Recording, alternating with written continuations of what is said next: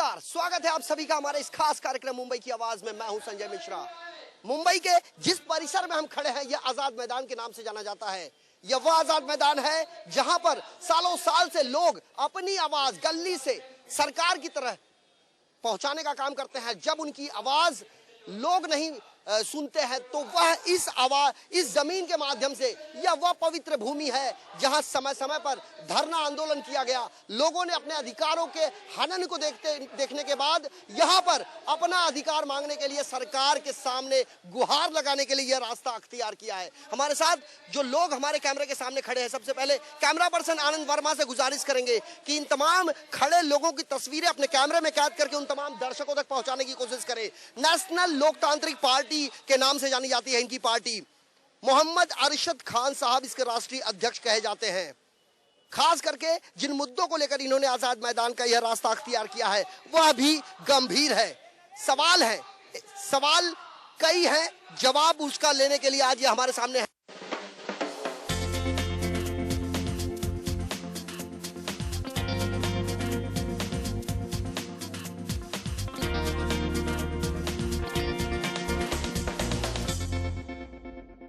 हूं सैयद जैदी और काफी दिनों के बाद एक बार फिर आप मुझसे रूबरू हैं। बात करेंगे गरीबी पर सरकार के उस अनर्थ शास्त्र की।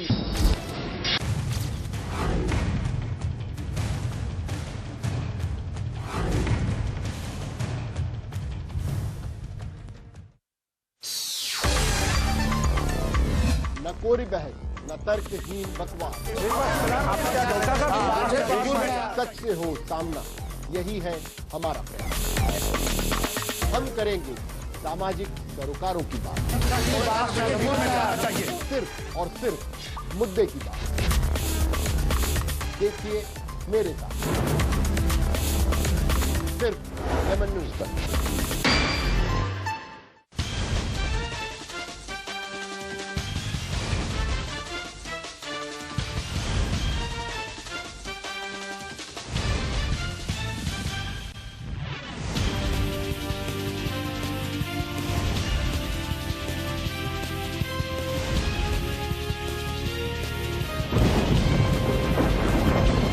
दिलखुलास पहा शनिवारी रात्री 9 वाजता फक्त लेमन न्यूजवर।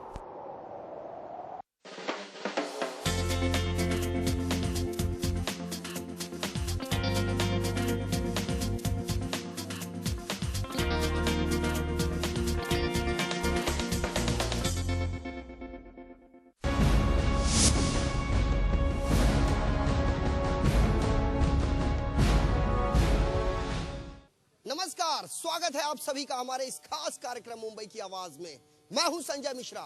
मुंबई के सांताक्रूज पश्चिम चूनाभट्टी दौलत नगर के नाम से जाना जाने वाला परिसर, किसी जमाने में यहां पर बड़े पैमाने पर स्लम हुआ करती थी, लेकिन सरकारी योजना लागू हुई और उसके बाद यहां का विकास हुआ।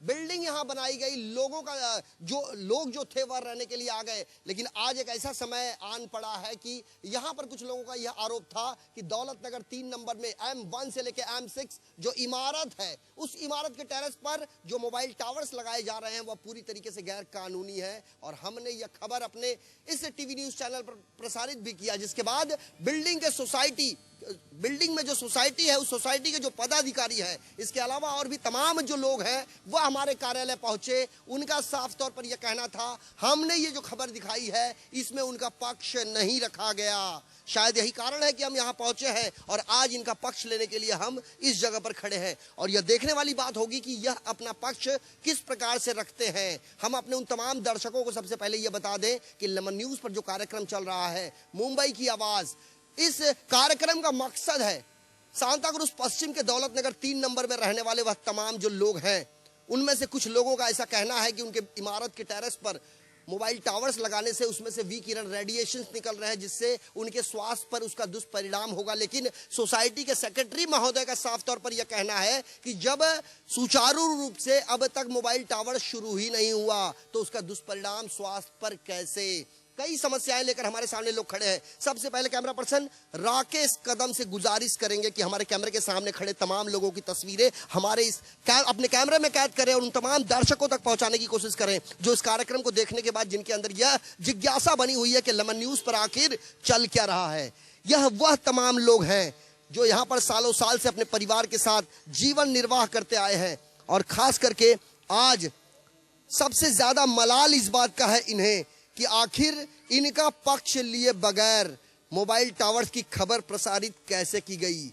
लेमन न्यूज के माध्यम से हमने इस इलाके का जायजा लिया था। यहाँ पर रहने वाले कुछ लोगों का ऐसा कहना था, लोकाधिकार एनजीओ के रफत हुसैन साहब, इसके अलावा और भी कई लोग थे, उनका यह कहना था कि बिल्डिंग को ऑक्यूपेशन सर्टिफिकेट नहीं मिला है। बिल्डिंग को जिस प्रकार से तमाम वह नियम व कानून जो कंडीशन है वो फुलफिल करने चाहिए थे वह भी नहीं किए गए हैं। इसको लेकर तमाम लोग हमारे साथ खड़े हैं। सबसे पहले हम शुरुआत करेंगे शकील साहब से और शकील साहब का इस मामले में क्या कहना है वह जानने की कोशिश करते हैं। सबसे पहले आप पूरा नाम और उसके बाद आपका जो पद है वह बताएंगे। मैं Shakeel Ahmad, secretary M4 building, जो कि लोग हमारे साथ रह के 71% लोग हमारी बिल्डिंग में सहमत हैं और उसके बावजूद ये बाजू की बिल्डिंग से आके मिस्टर रफत हुसैन इसके खिलाफ कार्रवाई करा रहे हैं, जो कि हमारा टावर अभी तक चालू नहीं है। और इसमें हमने ये वादा किया है जब तक उनका आके उसका वो रोल नहीं करेंगे कि मतलब कितने % इसमें रेडिएशन है, जब तक हम नहीं चालू होने देंगे। उसके बावजूद भी ये सारी चीज़ें खिलाफ में दिखा के लोगों को गुमराह किया जा रहा है और अपने अपने मुद्दे जो है वो हटा के और हमारे ऊपर इसको डाला जा रहा है, जो कि दारू पिलाने के लिए पैसे दिए जाते हैं, झगड़े कराए जाते हैं, दंगे कराए जाते हैं। ये एनजीओ का काम है। अगर आप लोग देखना चाहते हैं तो हम खुलेआम दिखा देंगे इसको। ये तो उनका कहना था, ये आरोप तो उन्होंने लगाए थे। उन्होंने लगाया था। मैं कोई एनजीओ का अधिकारी नहीं हूँ, मैं इसी सोसाइटी में रहता हूँ और मेरा घर इसी सोसाइटी में। अगर वो रेडिएशन आएगा तो मेरे घर में भी आएगा, तो मैं ये काम क्यों करूंगा मेरी जनता के लिए? मुझे ये जानकारी चाहिए आप लोगों से। दूसरी बात यह है कि रफत हुसैन साहब का साफ तौर पर यह कहना है कि इस इमारत को ओसी नहीं मिली है।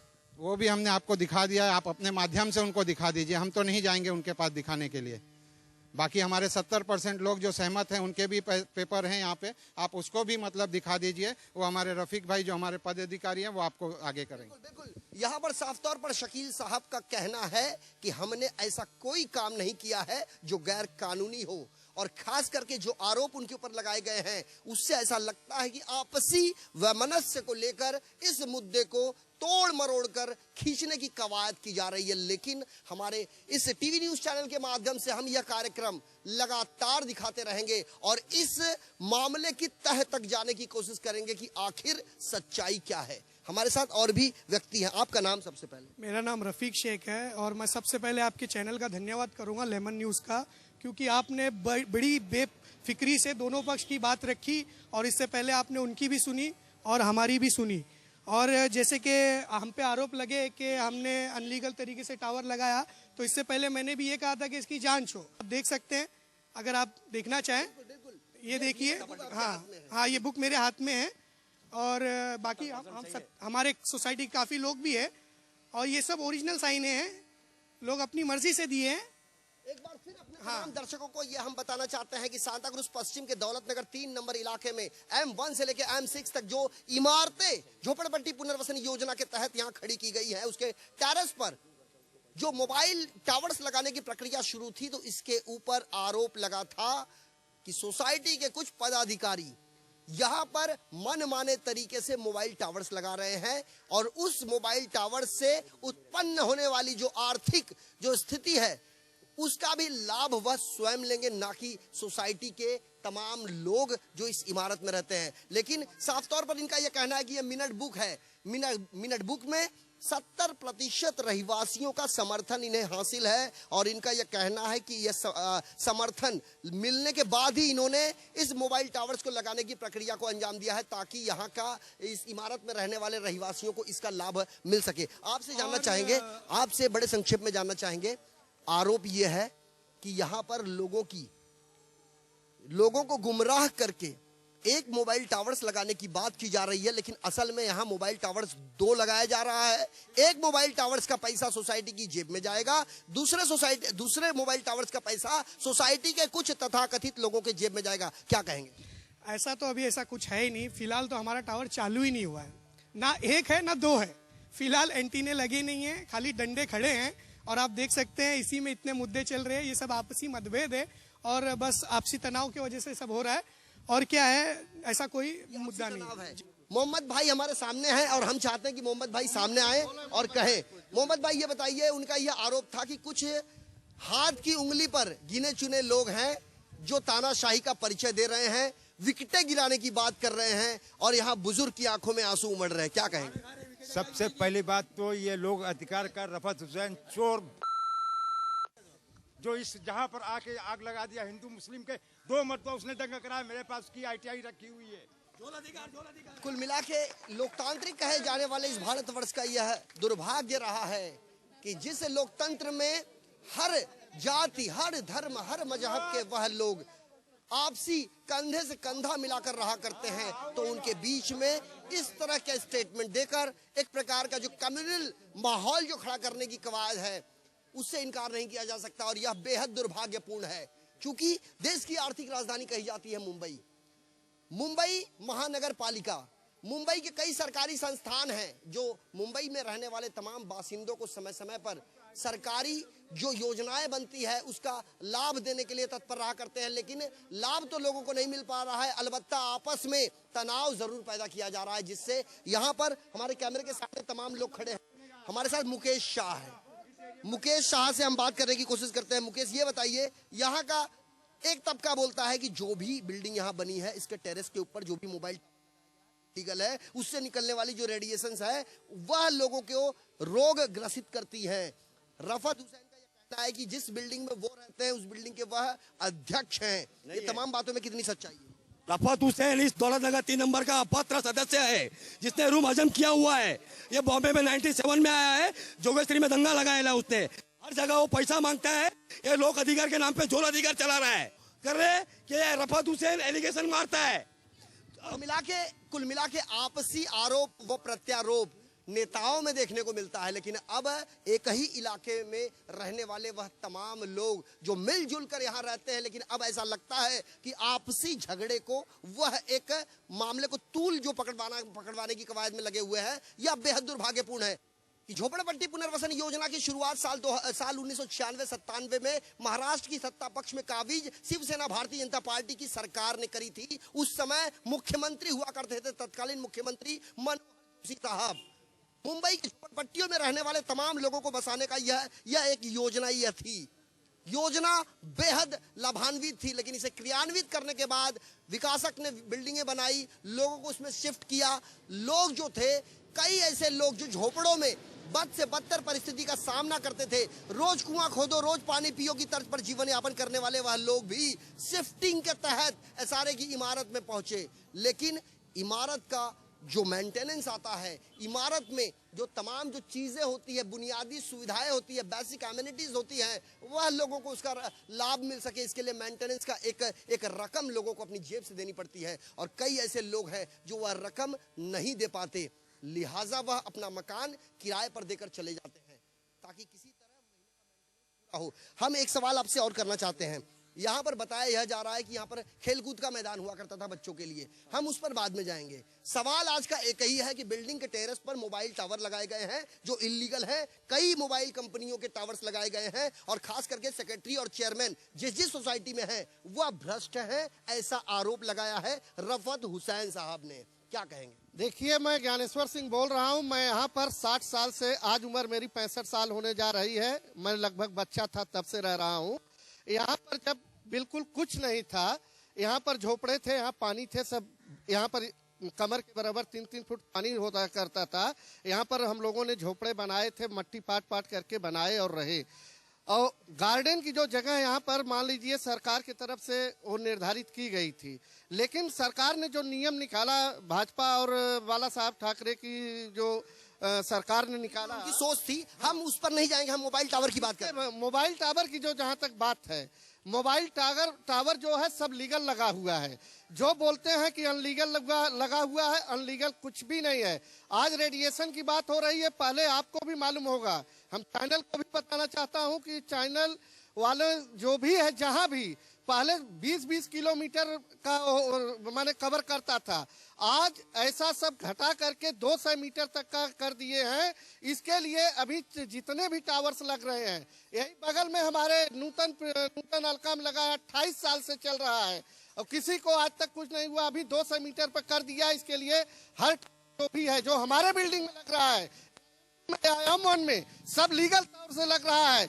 BMC सीताराम जो कुंटे साहब हैं, उनसे प्रिया दत्त जी ने मिला और लोगों ने मिला था। उन्होंने सीधे बोला कि जो BMC के कानून के अंतर्गत में अगर 70% ये लोग सहमति होते हैं जो सोसाइटी के, उनको टावर लगाने का BMC भी अभी 4 दिन पहले पेपर में दिया था, यशोभूम में निकला था कि अगर 70% सिग्नेचर करते हैं तो उनको कोई भी किसी प्रकार का वो नहीं किया जा सकता है और टावर बिल्कुल लीगल है। बिल्कुल बिल्कुल। जानकारी के तौर पर हम अपने तमाम दर्शकों को बताना चाहते हैं कि साल 1991-92 में जिस प्रकार से भीषण दंगा मुंबई में देखा गया, कई मासूम व निर्दोषों की जानें गई।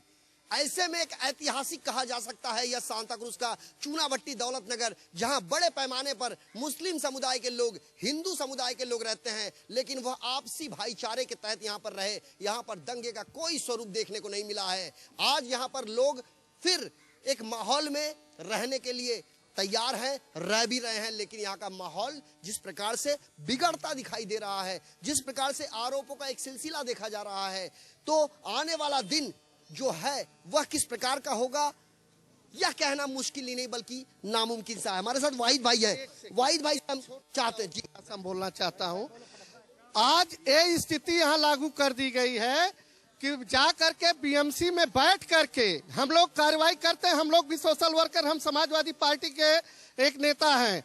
जाकर हम लोग कंप्लेन तमाम करते हैं, जो लीगल कंप्लेन करते हैं उसकी सुनवाई BMC के लोग नहीं करते हैं और ये 24 घंटे के अंदर नोटिस आ रही है, कंप्लेन हो रहा है, वहां लोग जाके बैठते हैं। BMC के लोग आकर के और बोल रहे हैं हमारा मोबाइल चालू नहीं हुआ, स्टाफ की नोटिस दिए और बोल रहे हैं कि इसको अभी तत्काल में अभी इसको हम नहीं, अभी हम तोड़ देंगे। हम बोल रहे हैं कि BMC कमिश्नर के द्वारा मैं रिक्वेस्ट कर रहा हूं, उनसे रिक्वेस्ट कर रहा हूं, जो BMC के ये लोग ऐसा गंदा घिनौना काम कर रहे हैं वो पहले वो खत्म करें और अपने अधिकारियों के बोलें कि जो पहले के कंप्लेन है, पहले वो कंप्लेन को कंफर्म करके वो कंप्लेन पहले वो जाके निकालें। और एक तमाम जगह पे अनलीगल काम हो रहे हैं, लोगों में हो रहे हैं, वो उसको पहले वो कंप्लीट करें। तमाम बांद्रा से लेकर के यहाँ तक यह आज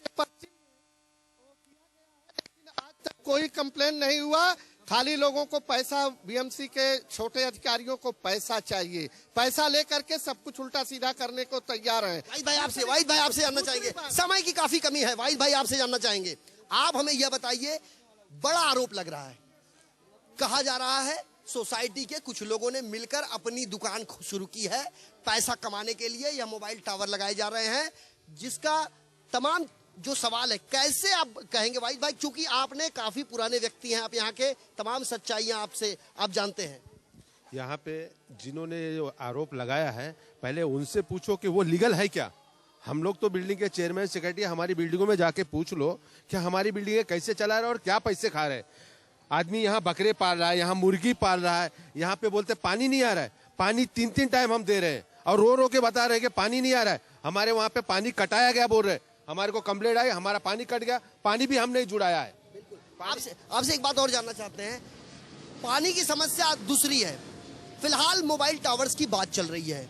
एक इमारत के टेरेस के ऊपर ये कह रहे हैं कि अलग अलग कंपनियों के मोबाइल टावर्स लगा के और जो सोसाइटी के मेंबरान हैं उन्हें मिसगाइड करके, दिशा भूल करके, एक जो मोबाइल टावर है उसका पैसा सिर्फ अकाउंट में जाएगा, बाकी का पैसा लोगों की जेबे में जाएगा। कितनी सच्चाई है? वो जो पैसा आएगा ना उसका अकाउंट खोला गया है, वो पैसा सोसाइटी में जाएगा, वो पैसा किसी के घर में नहीं जाएगा। और टावर सिर्फ एक लगा हुआ है और ना M6 में टावर लगा है, ना M5 में टावर लगा है, ना M2 में, M3 में टावर लगा है। टावर खाली 3 बिल्डिंग में लगा है और 3 बिल्डिंग का टावर का पैसा है ना जो, वो सोसाइटी के अकाउंट में जाएगा और पूरी पब्लिक को फायदा होगा, कोई एक आदमी को फायदा नहीं होगा। और हमको कोई तकलीफ नहीं है, हम M6 में रहते हैं, M4 में टावर लग रहा है, हमको क्या तकलीफ है उससे। बड़े संक्षेप में ये भी जानना चाहेंगे, विकटें गिराने की बात की जा रही है। हाँ, देखो आदमी गुस्सा आता है तो आदमी जज्बात में बोलता है, कोई किसी की विकेट नहीं गिराता है। जज्बात में आदमी आके कुछ भी बोल देता है। विकेट की कोई बात नहीं है। बिल्कुल बिल्कुल, कई महिलाएं भी हमारे साथ हैं। हम उनसे यह जानने की कोशिश करते हैं कि आखिर इस पूरे मामले में सच्चाई क्या है। सबसे पहले आपका नाम जानना चाहेंगे। हाँ, मेरा नाम जया शाह है। मैं दौलत नगर में M4 में रहने वाली हूँ। हमारे यहाँ जो टावर लग रहे हैं उसके वजह से बहुत से लोग ने ऑब्जेक्शन उठाया, जबकि हमें कोई ऑब्जेक्शन नहीं है। फिर भी हमारी बिल्डिंग में रहने वाली पुष्पा पवार, हाँ, वो उसका कोई रूम नहीं है, फिर भी वो जानबूझ के बीच में आके सबको भड़का के, और एक सलीम भाई है, वो 2 जन ज्यादा ही उड़ रहे हैं और हमको कोई तकलीफ नहीं है, हमको अच्छा है। फिर भी ये लोग सब बीच में पड़ के हम लोग को गुमराह कर रहे हैं, पुलिस में जाके कंप्लेंट कर रहे हैं और हमारे चेयरमैन को बदनाम कर रहे हैं। बड़े संक्षेप में जानना चाहेंगे आपसे, और खास करके यहाँ के जो लोग हैं वह कुछ और कह रहे हैं, और कल जो आरोप लग रहा था वह कुछ और था। क्या कहेंगे? पहले एक आरोप लगता है कि यहाँ पर इलीगल तरीके से टावर लगाया जा रहा है, लोग अपनी कमाई के लिए ये तमाम चीजें, तमाम रास्ता अख्तियार कर रहे हैं। क्या कहेंगे आप, कितनी सच्चाई और हकीकत क्या है? पहली बात तो है, जो कंपनियों का पैसा आता है वो चेक पेमेंट आता है, और सोसाइटी का जो अकाउंट है उसके नाम से डायरेक्ट आता है। ये जो लोग इल्जाम लगा रहे हैं ये सरासर बेबुनियाद है और सरासर झूठा है। ये अपनी जेब भरने के बजाय दूसरे पर इल्जाम लगा रहे हैं। चोर लोग दूसरे लोग हैं, इल्जाम दूसरे को लगाते हैं। हमारी बिल्डिंग में एक टावर लगा है, लेकिन उसका एक हमारे अकाउंट में पैसा जमा हो गया है। उसमें सारी बिल्डिंग वालों को बता दिया गया है इतना रुपया जमा हो गया है, इतना आ गया है, सबको दिखाया गया चेक, उसके बाद जमा किया गया। ये बेबुनियाद बातें लोग कर रहे हैं, जो लोग कर रहे हैं। आज 200-250 रुपया 300 रुपया मेंटेनेंस आ रहा है, जो बिल्डिंग का मेंटेनेंस पूरा नहीं हो रहा है, और हमारी बिल्डिंग अभी रिपेयरिंग कगार पहुंच गई है। 5-6 लाख रुपया खर्चा है। हम गरीब जनता से वसूल करेंगे, वो जनता हमारी देगी नहीं। इसलिए हमने ये चीज सोची कि पैसा आ जाएगा, हम अपनी बिल्डिंग की रिपेयरिंग कर लेंगे, इसके लिए हमने टावर लगाया। बिल्कुल बिल्कुल, सारी बिल्डिंग सहमति है। आप मैडम क्या कहो? मेरा कहने का ये मतलब है कि इधर है ना, रहने के लोग आए हैं, रहते हैं, ऐसा नहीं है कि नहीं रहते बोल के, एक दूसरे को मिलके रहते हैं, कि ये नहीं है कि झगड़ा करो झगड़ा से रहो बोल के। लेकिन गंदगी बहुत है, गंदगी के कोई देखता नहीं है। आप आज आएंगे कल नहीं आएंगे, फिर ऐसा क्या मजा नहीं है ना इसमें। आप हर टाइम पे आते जाओ पूछते जाओ लोगों को क्या है क्या नहीं। गंदगी देखो, लोग तोड़ते हैं, रहने के लिए रूम मिला है, लेकिन क्या करते हैं, बनाते हैं, बना रहे हैं, तोड़े हैं। लेकिन कभी मुमरा में देखो ना, पुराने बिल में होके भी तोड़े है ना, मतलब इसलिए कि मतलब कि घर दिया ना रहने के लिए, तो उन लोग तोड़ के बना रहे हैं, उन लोग के पास पैसा बना रहे हैं। लेकिन ये तो सोचो ना, पब्लिक कितना रहता है, क्या के लिए तोड़ने का, क्या के लिए, वही पैसा तुम लोग बैठ के अच्छी तरह से रहो ना, खाओ ना। और घर बनाने के लिए देंगे, नहीं बोलेंगे ना तो बोलते कि सोसाइटी में कोई बड़ा महाराज है ना, उन लोग हम लोग को बनाने को नहीं देते हैं।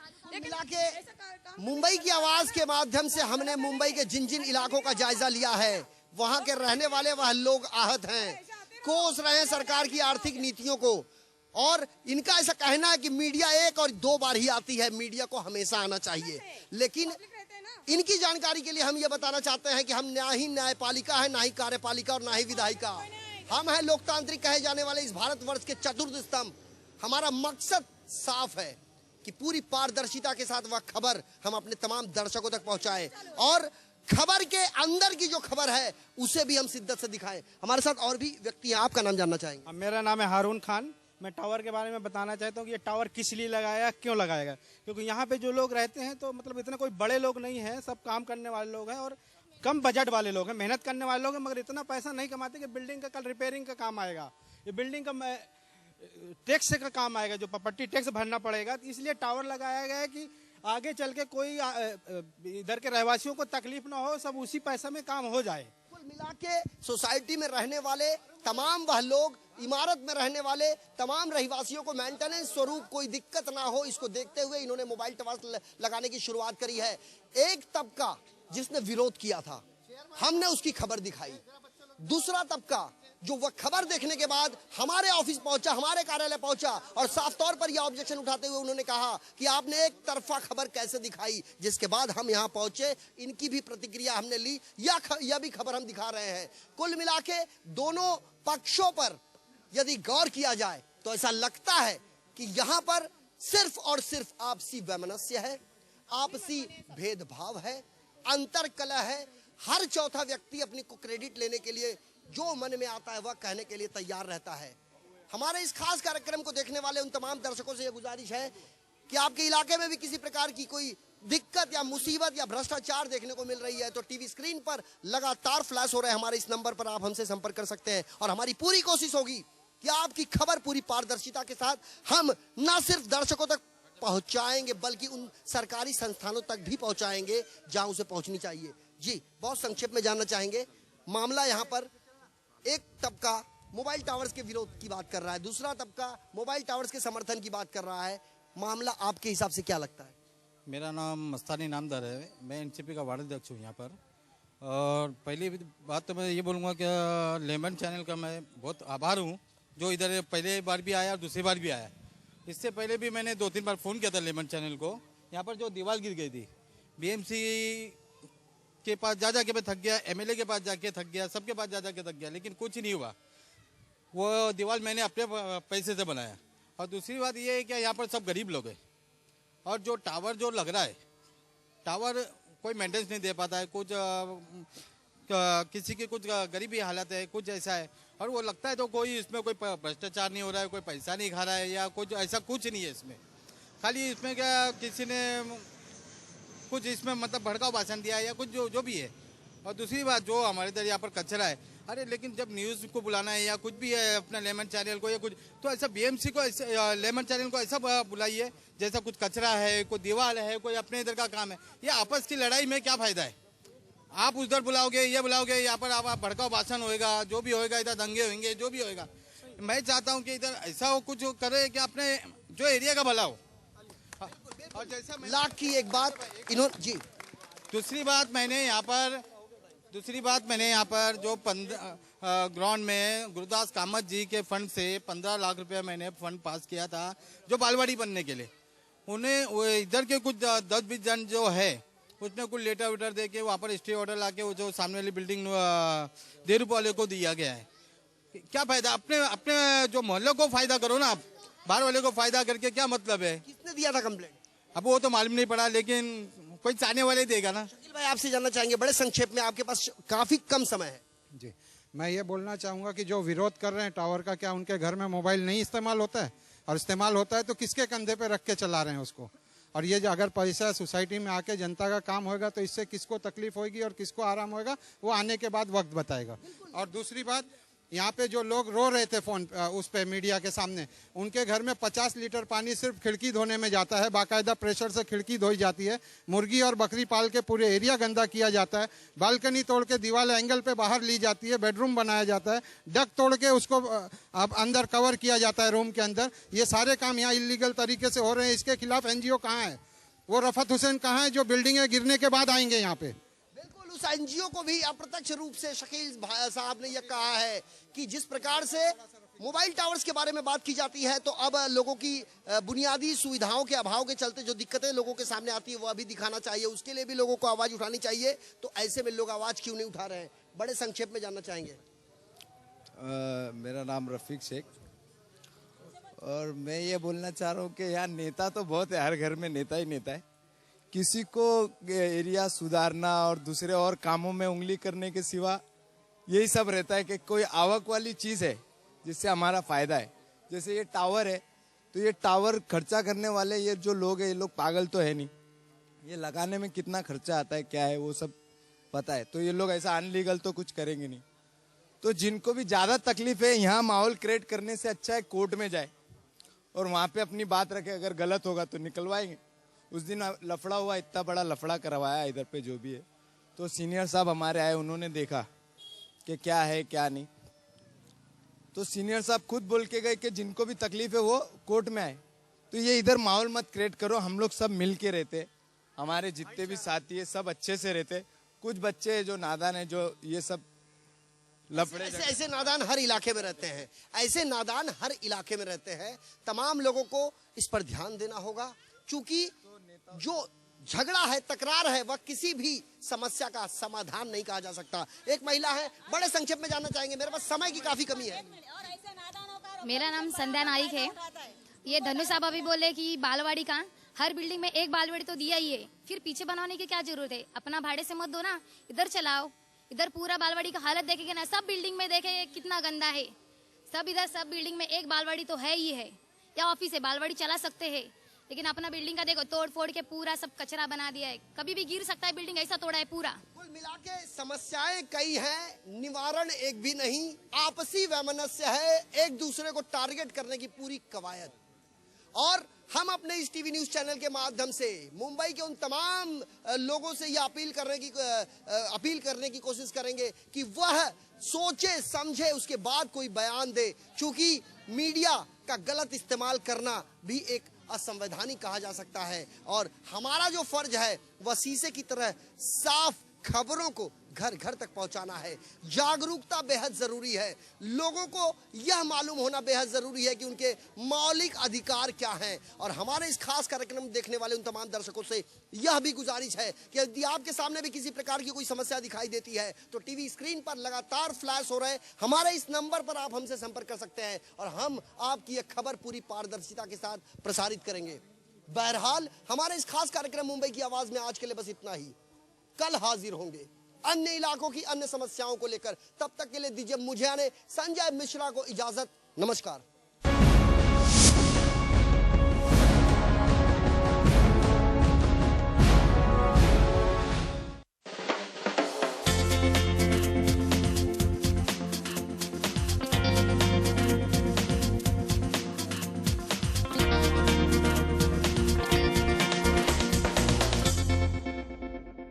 मैं हूं सैयद जैदी और काफी दिनों के बाद एक बार